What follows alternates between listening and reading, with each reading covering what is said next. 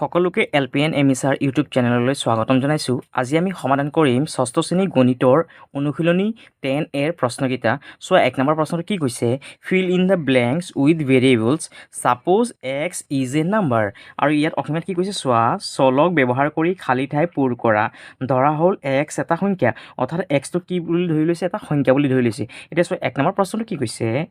সংখ্যাটোৰ লগত 10 যোগ কৰিলেই পাম। অৰ্থাৎ ইয়াত যে সংখ্যা বুলি কৈছে, এই সংখ্যা মানে কি এক্স, হয়নে? সংখ্যা মানে কি এক্স। এক্সৰ লগত কি কৰিব লাগিব, আমি এই 10টো যোগ কৰিব লাগিব। আৰু ইংলিছত কি কৈছে চোৱা, ইফ উই এড মানে যোগ কৰা, add 10 to the number we will get. অৰ্থাৎ নাম্বাৰটো কিমান দিয়া আছে চোৱা, এক্স দিয়া আছে, হয়নে? অৰ্থাৎ এই এক্সৰ লগত কি কৰিব লাগিব, আমি 10টো যোগ কৰিব লাগিব। এতিয়া চোৱা মই এনচাৰকেইটা ইয়াত লিখি দিছোঁ, তোমালোকে কি কৰিবা, বহীতে উঠাই ল'বা। চোৱা ইয়াত কি লিখা আছে, if we add 10 to the number we will get. অৰ্থাৎ এই যে নাম্বাৰটো দি আছে এক্স, এক্সৰ লগত কি কৰিব লাগিব, 10টো যোগ কৰিব লাগে। কেনেকৈ কৰিম চোৱা, এক্সৰ এক্স লিখা, যিহেতু 10টো যোগ কৰিব দিছে, ইয়াত কি কৰা, যোগৰ চিনটো দিয়া আৰু 10টো ইয়াত লিখি দিয়া। আৰু অসমীয়াত কি কৈছে চোৱা, সংখ্যাটোৰ লগত 10 যোগ কৰিলেই পাম। অৰ্থাৎ সংখ্যাটো দি আছে কিমান, এক্স, ইয়াত লিখে এক্স, যিহেতু যোগ কৰিব দিছে কি কৰা, ইয়াত যোগৰ চিনটো দিয়া আৰু যিহেতু 10টো যোগ কৰিব দিছে, ইয়াত কি কৰা, 10টো লিখি দিয়া। এতিয়া চোৱা বি নম্বৰটো চোৱা কি কৈছে, সংখ্যাটোৰ পৰা, সংখ্যাটো কিমান আছে চোৱা এক্স, ইয়াত এক্স লিখা কৈছে, সংখ্যাটোৰ পৰা 17 বিয়োগ কৰিলে, এতিয়া বিয়োগ কৰিব দিছে আমাক, যিহেতু বিয়োগ চিনটো দিয়া আৰু কিমান বিয়োগ কৰিব দিছে চোৱা 17, ইয়াত কি কৰা, এক্স মাইনাছ 17 হ'বগৈ। ইয়াত চোৱা এতিয়া ইংলিছত ইফ উই ছাবষ্ট্ৰেক্ট মানে বিয়োগ কৰা 17 from the number we will gate. চোৱা নাম্বাৰটো দি আছে এক্স, এক্সৰ পৰা কি কৰা, এই 17টো কি কৰা, বিয়োগ কৰি দিয়া। এইটো হ'ল আমাৰ আনচাৰটো। 3 নম্বৰটো চোৱা কি কৈছে, ইফ উই মাল্টিপ্লাই মানে পূৰণ কৰা, if we multiply the number by 9 we will get. অৰ্থাৎ চোৱা এই 9টোৰ লগত কি কৰিছেগৈ, এই যোনটো এক্স আছে কি কৰিছে, এক্সটো পূৰণ কৰিছে। অৰ্থাৎ কিমান হ'ব চোৱা, 9x। আৰু অসমীয়াত কি কৈছে চোৱা, সংখ্যাটোক 9ৰে পূৰণ কৰিলে পাম, 9ৰে সংখ্যাটোক 9ৰে পূৰণ কৰিব, 9ৰে যদি সংখ্যাটোক পূৰণ কৰা আমি কিমান পাম চোৱা, 9x পাম, 9x। এই এক্সটো আগত নহয় পাছত বহিবগৈ। তাৰপিছত চোৱা ডি নম্বৰটো, সংখ্যাটোক 15ৰে ভাগ কৰিলে পাম। সংখ্যাটো কিমান আছে চোৱা, এক্স আছে, এক্সক কিমানেৰে ভাগ কৰিছে চোৱা, 15ৰে, হয়নে? অৰ্থাৎ কিমান হ'ব, এক্স আৰু তলত কি লিখা 15, ওপৰত হ'ব এক্স, তলত হ'ব কিমান 15, অৰ্থাৎ 15 ভাগৰ এক্স হ'বগৈ। আৰু ইংলিছত কি কৈছে চোৱা, if we divide the number by 15 we will get. অৰ্থাৎ এক্স সংখ্যাটো কি কৰিব, 15 দি হৰণ কৰিব। এইটোৱে হ'ল আমাৰ আনচাৰ। ইয়াৰ পিছত 2 নম্বৰটো চোৱা কি কৈছে, choose the correct answer if 5 is added to a number x the sum is. আৰু অসমীয়াত কি কৈছে চোৱা, কৈছে যে 2 নম্বৰটো, শুদ্ধ উত্তৰটো বাছি উলিওৱা, কোনো এটা সংখ্যাৰ এক্সৰ লগত 5 যোগ কৰিলে, এক্সৰ লগত কি কৰিব, 5টো যোগ কৰিব। চোৱা ইয়াত যোগ চিনটো যিহেতু নাই, ইয়াত যোগ চিনটো আছে, তাৰমানে আমাৰ কি হ'বগৈ, এই বি নাম্বাৰটো কি হ'ব, শুদ্ধ হ'বগৈ, হয়নে? বি নাম্বাৰটো শুদ্ধ চিন দিয়া আৰু ইয়াতে কি কৰে, এই বি নাম্বাৰটো শুদ্ধ চিন দিয়া। 3 নম্বৰটো চোৱা কি কৈছে, 3 times a number m is. আৰু অসমীয়াত কি কৈছে চোৱা, কোনো সংখ্যা এমৰ 3 গুণ, 3 গুণ মানে চোৱা, গুণ মানে পূৰণ। চোৱা এই এমটোৰ লগত 3টো ক'ত পূৰণ হৈ আছে চোৱাচোন, ইয়াত চোৱা যোগ হৈ আছে, তাৰমানে এইটো নহ'বগৈ, ইয়াত বিয়োগ হৈ আছে, এইটো নহ'বগৈ, আৰু ইয়াত চোৱা হৰণ হৈ আছে, এইটো নহ'ব, তাৰমানে কোনটো হ'ব, চি নাম্বাৰটো, হয়নে? 3 লগত কি হৈছে, এমটো পূৰণ হৈছে, 3m। এইটো চোৱা ইয়াত কি কৰা, এই চি নাম্বাৰটোত শুদ্ধ চিন দি দিয়া। ইয়াৰ পিছত 4 নম্বৰটো চোৱা কি লিখা আছে, Ryan score 76 marks in mathematics, we do not know' his marks in science, if we take the mark score in science as x, then what is the total marks scored by Rian in these two subject। আৰু অসমীয়াত কি কৈছে চোৱা, ৰিয়ানে গণিতত 76 number পালে, তেওঁ বিজ্ঞানত কিমান পালে নাজানো, যদি বিজ্ঞানত পোৱা নম্বৰটোক আমি এক্স বুলি কওঁ, তেন্তে ৰিয়ানে এই দুটা বিষয়ত মুঠতে কিমান নম্বৰ পাব। চোৱা কি কৰিছে, ৰিয়ানে গণিতত পাইছে কিমান মাৰ্ক, 76 মাৰ্ক, হয়নে? আৰু তেওঁ বিজ্ঞানত কিমান পাইছে সেইটো আমি নাজানো, কিন্তু বিজ্ঞানত কিমান পাইছে সেইটো কি বুলি কৈছে, এক্স বুলি ধৰি লৈছে। তেতিয়াহ'লে এই যে বিজ্ঞান আৰু অংকত যে মাৰ্কখিনি পাইছে, কিমান পাইছে সেইটো আমি লিখিব লাগে। চোৱা কেনেকৈ কৰিম আমি, চোৱা তেনেকৈ কৰিম, নাম্বাৰ 4ৰ সলিউশ্যন। চ' এই চাইডে মই ইংলিছত কৈ যাম আৰু এই চাইডে অসমীয়াত কৈ যাম, তোমালোকৰ যোনটো নিয়মত ভাল লাগে তোমালোকে এনচাৰটো কৰি ল'বা। নাম্বাৰ 4ৰ সলিউশ্যন, এই চাইডে লিখি লোৱা নাম্বাৰ 4ৰ সলিউশ্যন। প্ৰথমে আমি ইংলিছত কৰি লওঁ। চোৱা কি লিখা আছে চোৱা, কৈছে Riyan score 76 marks in mathematics. এই লাইনটো ইয়াৰ পৰা চাই লিখি দিয়া। প্ৰথমে ইয়াত লিখা আছে Riyan, RIYAN, Riyan score SURAD score 76 marks in mathematics, MATHEMATICS,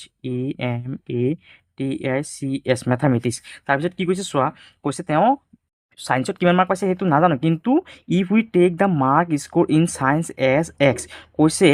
বিজ্ঞানত পোৱা নাম্বাৰটোক সিহঁতে কি বুলি ধৰি লৈছে, এক্স বুলি ধৰি লৈছে। অৰ্থাৎ ইয়াত লিখা যে let the mark score in science as x, এইটো লিখি লোৱা। দাৰ পৰা লিখি দিয়ে এইটো, লেট দ্য মাৰ্ক এইটো প্ৰশ্নৰ পৰা লিখি দিয়া late the mark score in science score SCORED score in science SCIENCE science S x অৰ্থাৎ বিজ্ঞানত কিমান মাৰ্ক পাইছে বুলি কৈছে এক্স মাৰ্ক পাইছে বুলি কৈছে এতিয়া চোৱা প্ৰশ্নটো কি কৈছে what is the total marks score by Ryan in this two subject এতিয়া লিখা আছে দ্য টোটেলৰ পৰা লিখি দিয়া এতিয়া ইয়াত লিখা যে দ্য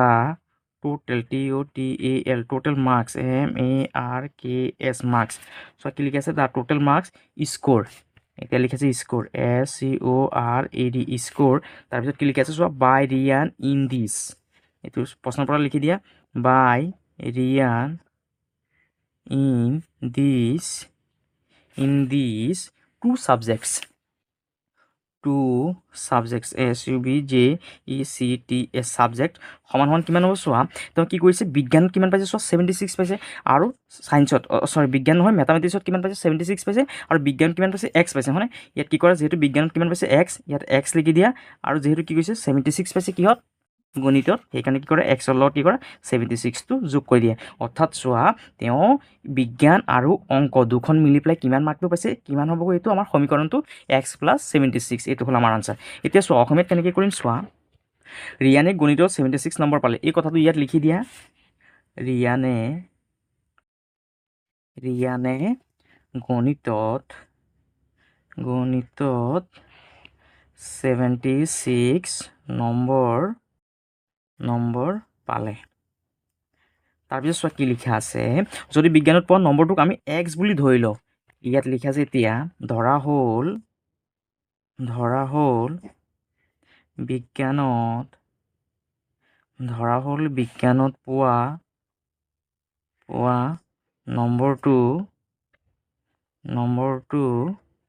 সমান সমান x যেহেতু বিজ্ঞানত কিমান মাৰ্ক পাইছে সেইটো দিয়া নাই সেইকাৰণে আমি বিজ্ঞানৰ যোনটো মাৰ্ক সেইটো কিমান বুলি ধৰি লৈছে x বুলি ধৰি লৈছে এতিয়া চোৱা কি কৈছে প্ৰশ্নটোত কৈছে যে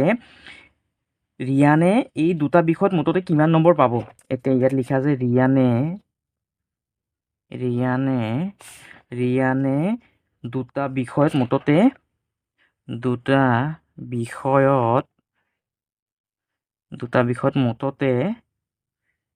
মুঠতে কি লিখা আছে চোৱা কিমান নম্বৰ পাব বুলি কৈছে ৰিয়ানে দুটা বিষয়ত মুঠতে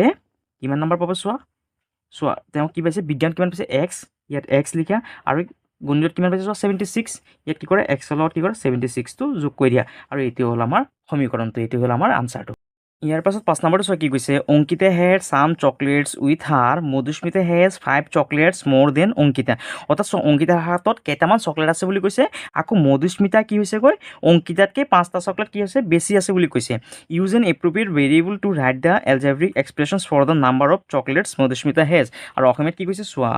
অংকিতাৰ হাতত কেইটামান চকলেট আছে অংকিতাৰ হাতত কেইটামান বুলি কৈছে দেই কিন্তু কেইটা আছে সেইটো কোৱা নাই কেইটামান আছে বুলি কৈছে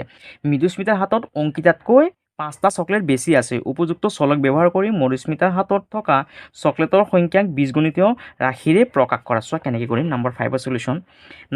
সলিউশ্যন চোৱা যেহেতু অংকিতাৰ হাতত কেইটা চকলেট আছে কোৱা নাই সেইকাৰণে ইয়াত লিখি লোৱা যে তাৰপিছত Ankita ANKITA Ankita head x chocolate CHOCOLATES chocolates অৰ্থাৎ এতিয়া আমি কি কৰিছোঁ অংকিতাৰ হাতত কেইটা চকলেট আছে বুলি ধৰি লৈছোঁ এক্সটা চকলেট আছে বুলি ধৰি লৈছোঁ তাৰপিছত চোৱা এতিয়া কি কৈছে চোৱা কৈছে মধুস্মিতাৰ হাতত অংকিতাতকৈ কেইটা চকলেট বেছি আছিলে 5টা চকলেট বেছি আছিলে আৰু সেইটো আমি সমীকৰণটো বনাব লাগে হয়নে এতিয়া চোৱা কেনেকৈ কৰিম ইয়াত লিখা আছে the number number of chocolate CHOCOLATES chocolates Madhusmita MRIDUSMITA Madhusmita has কিমান হ'ব চোৱা এতিয়া অংকিতাৰ হাতত কেইটা চকলেট আছে চোৱা এক্সটা চকলেট ইয়াত x লিখা যেহেতু মধুস্মিতাৰ হাতত 5টা চকলেট কি হৈছে অংকিতাতকৈ বেছি আছিলে সেইকাৰণে কি লিখিম x প্লাছ কিমান হ'ব 5 হ'ব এইটো হ'ল আমাৰ বীজগণিতীয় সমীকৰণটো এতিয়া অসমীয়াত চোৱা কেনেকৈ কৰিম কৈছে যে অংকিতাৰ হাতত কেইটামান চকলেট আছিল কেইটামান বুলি কৈছে কিন্তু কেইটা আছে কোৱা নাই সেইকাৰণে ইয়াত লিখি লোৱা যে নম্বৰ 5ৰ সলিউশ্যন ইয়াত ধৰি লোৱা যে ধৰা হ'ল অংকিতাৰ হাতত এক্সটা এক্সটা চকলেট আছে এক্স বুলি ধৰি লৈছোঁ কেইটা চকলেট আছে এক্স বুলি ধৰি লৈছোঁ এতিয়া চোৱা ইয়াত কি লিখা আছে কৈছে যে মৃদুস্মিতাৰ হাতত অংকিতাতকৈ 5টা চকলেট বেছি আছে এতিয়া ইয়াত লিখা যে এতিয়া মৃদুস্মিতাৰ হাতত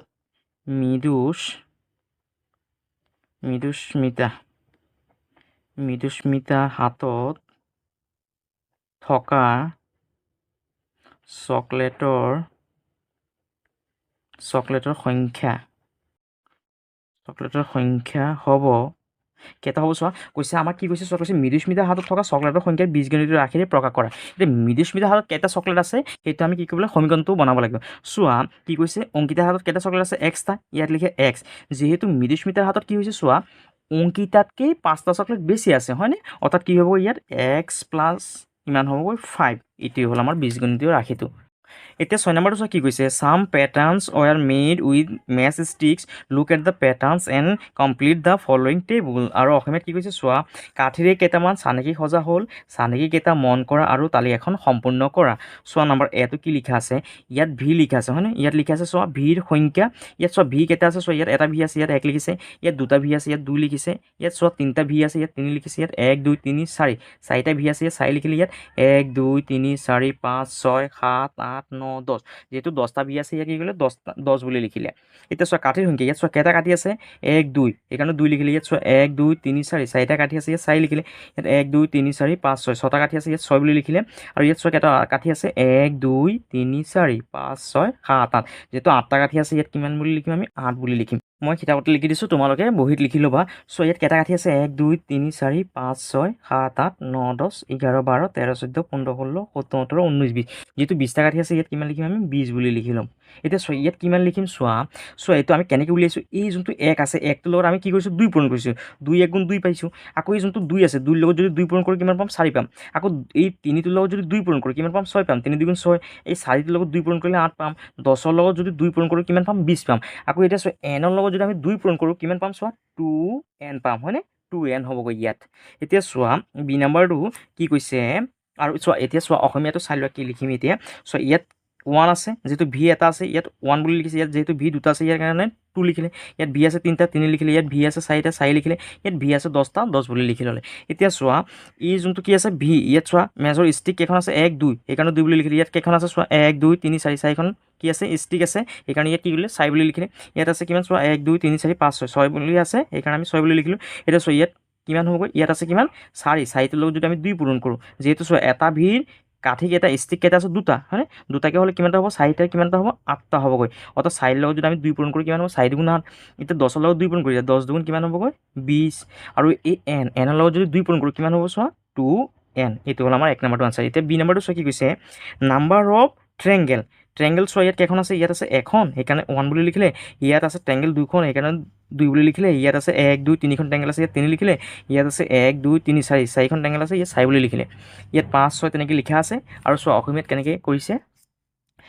ত্ৰিভুজৰ সংখ্যা চোৱা ত্ৰিভুজ এখন আছে ইয়াত 1 লিখিলে ইয়াত আছে 2খন 2 লিখিলে ইয়াত আছে 1 2 3খন 3 লিখিলে ইয়াত আছে 1 2 3 4 4খন আছে ইয়াত 4 লিখিলে ইয়াত তেনেকৈ 5 6 লিখা আছে আৰু ইয়াত n লিখা আছে এতিয়া চোৱা কাঠি কেইটা আছে চোৱা ইয়াত আছে 1 2 3 সেইকাৰণে 3 লিখিছে ইয়াত চোৱা কিমান আছে 1 2 3 4 5 5 বুলি লিখিলে ইয়াত চোৱা কিমান আছে 7 ইয়াত চোৱা 3 4টো বাদ দি 5 লিখিছে 6টো বাদ দি 7 লিখিছে ইয়াত 8টো বাদ দি কিমান হ'ব 9 হ'বগৈ ইয়াত 10টো বাদ দি 11 হ'ব ইয়াত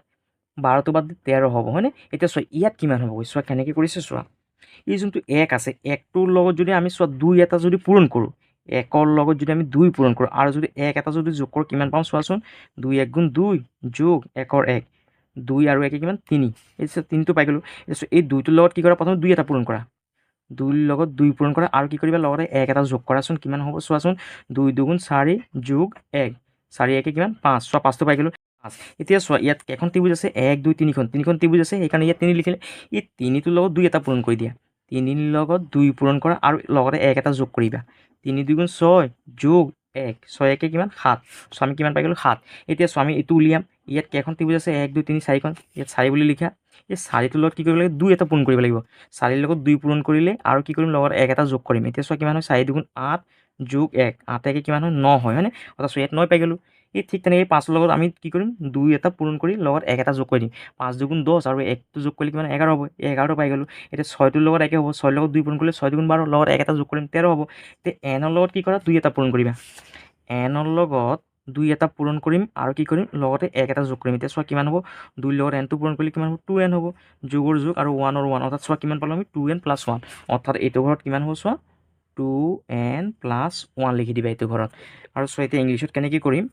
আমি জানো যে এইটো কেনেকৈ কৰিম চোৱা এইখিনিতো কৰি দিয়া আছে এইটো চোৱা কি 4ৰ লগত প্ৰথমে 2 এটা পূৰণ কৰা 4 2 8 আৰু 1 এটা যোগ কৰি দিয়া কিমান 9 এতিয়া 5টোৰ লগত 2 এটা যোগ পূৰণ কৰা 5 2 10 আৰু 1 এটা যোগ কৰি দিয়া 5 2 10 আৰু 1 11 এতিয়া 6টোৰ লগত কি কৰা 2 এটা পূৰণ কৰা